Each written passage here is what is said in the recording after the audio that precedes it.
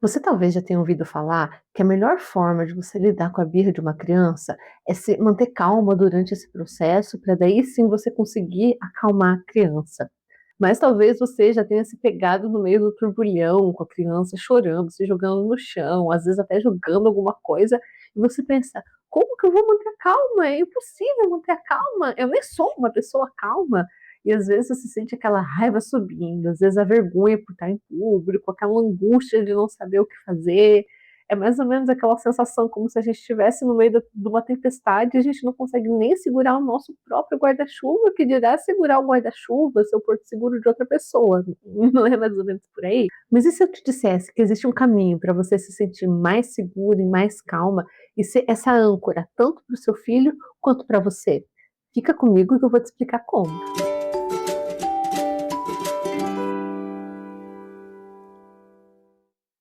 Olá, meu nome é Poliana Fornari, sou educadora parental e esse canal é para a gente conversar sobre maternidade sem neuras, de uma forma que a informação ela seja uma fonte de segurança e encorajamento para a mãe e não mais uma pedra na mochila já tão pesada que ela costuma carregar. Então, se você gosta desse conteúdo, já deixe seu curtir, se inscreve no canal e compartilhe esse vídeo com quem você acha que possa se interessar pelo assunto. Nessa busca desesperada por calma, muitas vezes a gente pode acabar tentando suprimir tudo aquilo que a gente sente. A nossa raiva, a nossa angústia, o nosso medo, a nossa frustração, tudo isso a gente finge que nem existe. E esse é um ciclo que ele é tanto exaustivo, como ele também é contraditório, porque a gente se esforça tanto para aceitar os sentimentos dos nossos filhos, para validar os sentimentos dos nossos filhos, mas e com a gente? Será que a gente está se dando essa permissão? Será que a gente está aceitando e validando os nossos sentimentos? Então hoje eu quero te convidar para uma jornada de autodescoberta. Porque a gente conseguir se manter calma tem muito mais a ver com a gente se permitir ser humana e aprender a se autoconhecer do que a gente tentar a todo custo ser aquela mãe perfeita que nunca grita, que nunca perde a paciência.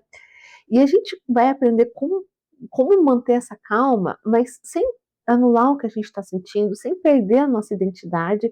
E vamos fazer isso mergulhando em três pilares que vão mudar ali um pouco a sua perspectiva. O primeiro pilar, e que talvez ele seja aqui o mais libertador de todos, é a autocompaixão e a autoempatia. Sabe aquela voz que fica dentro de você? Mantenha calma, respira fundo. Você não pode perder a paciência. E você tenta com todas as suas forças ali não explodir mesmo, que por dentro você esteja fervendo. Então, essa tentativa, cuidado, porque essa tentativa de você manter a calma, muitas vezes pode ser mais uma tentativa de você suprimir ali a sua raiva, a sua angústia, a sua frustração, do que necessariamente você está tentando se autorregular. É como se nesse momento você dissesse: agora os meus sentimentos não podem existir porque eu preciso ser uma mãe calma. Mas, conforme eu já falei acima, isso é contraditório.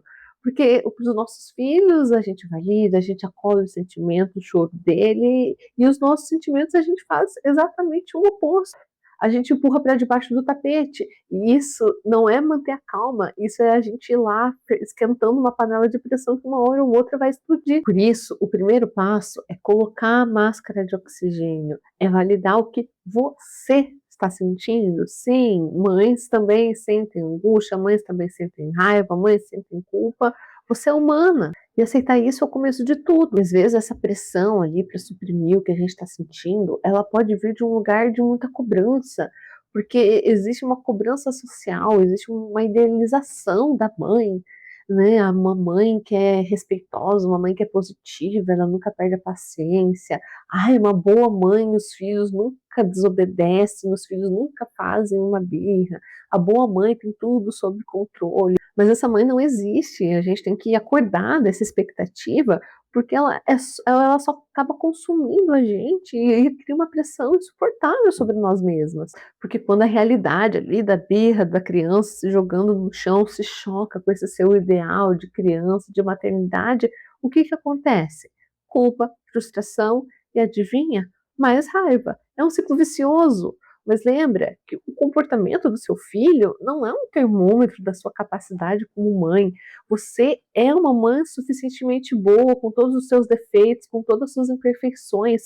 Você aceitar a sua humanidade, ela também abre espaço para você aceitar a humanidade e as imperfeições do seu filho.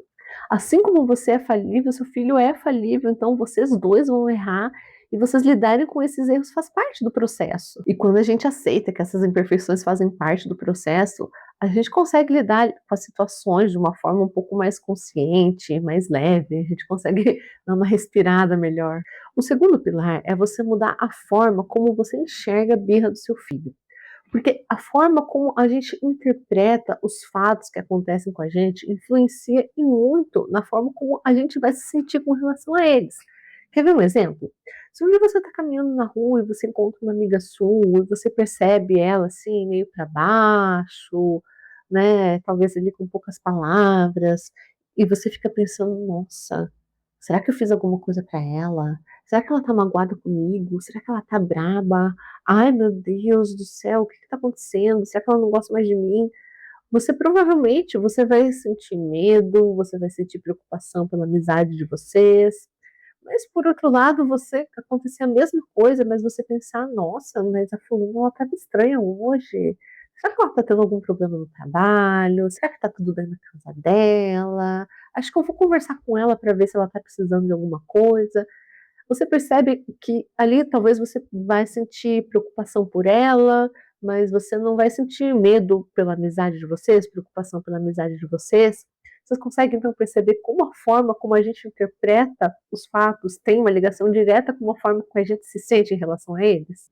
E com a birra é exatamente a mesma coisa. Se a gente interpreta ela como um ataque pessoal, como uma provocação, como uma tentativa de manipulação, ou então como um atestado da nossa incapacidade como mães, a gente vai perder a paciência. É praticamente inevitável. Se a gente entende ela como uma explosão emocional, que é a parte ali mais instintiva do cérebro, mais irracional, assume o controle e desliga a parte racional, responsável pela lógica, que é o que permite que a criança tenha autocontrole sobre o próprio corpo, o próprio comportamento.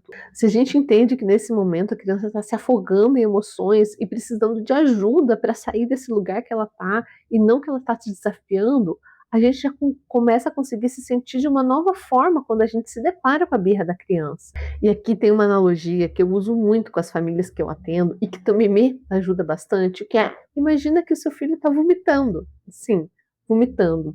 Porque o vômito, ele é incontrolável, né? Ninguém escolhe vomitar. Ele simplesmente acontece. E se o seu filho vomitasse, você ia brigar com ele? Você ia colocar ele de castigo? Provavelmente não. Provavelmente você acolheria ele, você ajudaria ele. E a birra, ela é tão incontrolável para a criança quanto é um vômito. Então, quando a gente consegue perceber esse fenômeno como algo que está acontecendo com a criança e não contra você, fica muito mais fácil a gente manter a calma e ser esse suporte que a criança precisa. E se você quiser entender um pouco mais por que que a birra acontece, o que que acontece com o cérebro da criança que ela não consegue se controlar nesses momentos, tem um vídeo meu no canal que eu explico sobre isso. Então, eu vou deixar ele aqui, depois que esse vídeo terminar, eu vou deixar ele no final para você ir lá e dar uma conferida, porque é uma informação que vale a pena ter e que faz toda a diferença na hora da gente conseguir lidar com a nossa emoção durante a birra. O terceiro pilar é o autoconhecimento. E para a gente conseguir entender ele um pouco melhor, é importante a gente fazer uma autorreflexão. Não parece contraditório que às vezes a gente exige das crianças um controle emocional que às vezes nem nós, adultos, conseguimos ter? A gente espera que eles manifestem a frustração de forma calma e assertiva, sendo que essa é uma habilidade que muitos de nós adultos lutamos para ter e a gente exige que eles, com o cérebro ainda em desenvolvimento, tenham. A gente espera que eles comuniquem a raiva e a frustração deles de forma calma e assertiva para que a gente não se irrite, mas é verdade é que a gente ainda luta muito para conseguir lidar com a nossa raiva, com a nossa frustração, enfim, com todos os nossos sentimentos mais difíceis, que a gente consiga lidar com eles e comunicar eles de forma mais assertiva. E a gente exige que eles, com o cérebro em desenvolvimento, consigam fazer isso. E essa reflexão não é para nos culpar, mas é para nos mostrar que quando nós aceitamos a nossa própria humanidade, as nossas próprias limitações, e também ao entendermos o que a gente conversou ali nos pilares anteriores, nós conseguimos abrir espaço para um autoconhecimento mais profundo. Porque sim, se você quiser aprender a se autorregular, você tem que ter consciência daquilo que a gente conversou nos pilares anteriores, mas você também tem que entender outros fatores, você tem que ter esse autoconhecimento de entender quais são os seus gatilhos, quais são os seus padrões de repetição, quais são as suas necessidades também. E é a partir desse entendimento é que você pode começar a buscar ali ferramentas que eventualmente funcionem para você se acalmar, cantar, dançar, respirar fundo, sair para uma caminhada, contar até 10, enfim. Isso quem vai ter que descobrir é você. É porque é muito comum quando a gente está querendo aprender ali como manter a calma, às vezes a gente procura no YouTube ou no Google como manter a calma e a gente busca essas ferramentas que eu mencionei, né? Respirar fundo, sair para uma caminhada. E essas ferramentas, elas são sim muito importantes, elas são sim bastante úteis, mas elas são a última etapa do processo. Primeiro, a gente tem que entender tudo que a gente conversou nos pilares anteriores, a gente tem que ter autocompaixão e autoempatia, a gente tem que entender como a gente interpreta a birra da criança, a gente tem que ter aqui o autoconhecimento dos nossos contextos, das nossas necessidades, para daí sim a gente procurar uma técnica que funcione para a gente, porque isso varia de pessoa para pessoa. E se a gente busca aplicar essas ferramentas ali, sem ter noção dos pilares que a gente conversou até agora, essas ferramentas elas podem acabar sendo usadas mais para suprimir uma emoção, para disfarçar a raiva, do que necessariamente para te manter autorregulada.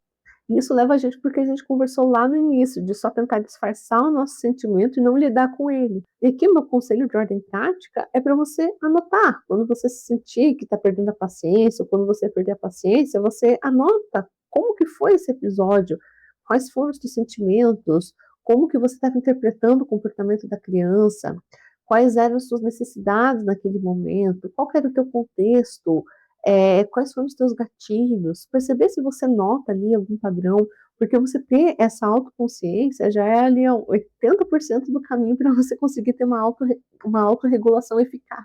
Então a mensagem que eu quis passar para você nesse vídeo é que você manter a calma na hora da birra do seu filho não é você não sentir raiva, você mascarar ou você esconder esse sentimento, é você se tratar com a mesma humanidade, com a mesma compaixão, com a mesma aceitação que você trata o seu filho. Que é mais importante você procurar ter autoconhecimento do que você tentar manter a calma a qualquer custo.